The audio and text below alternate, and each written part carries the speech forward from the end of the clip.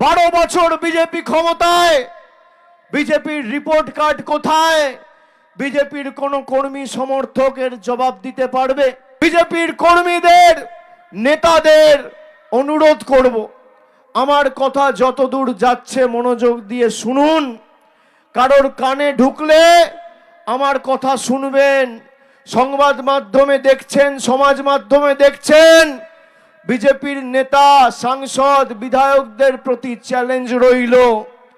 মমতা ব্যানার্জির সরকার 15 বছর ক্ষমতায়, আর নরেন্দ্র মোদীর সরকার 12 বছর ক্ষমতায়। এই বাঁকুড়া জেলার জন্য কি করেছে?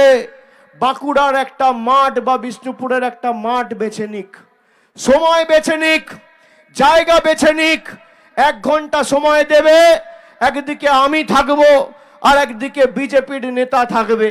একদিকে আমি আমাদের সরকারের রিপোর্ট কার্ড নিয়ে যাব, আর একদিকে বিজেপির পদ্ম ফুলের জল্লাদরা মোদী সরকারের রিপোর্ট কার্ড নিয়ে আসবে। ভোকাট্টা করে মাঠের বাইরে যদি বের করে দিতে না পারি, মানুষের সামনে মুখ দেখাবো না।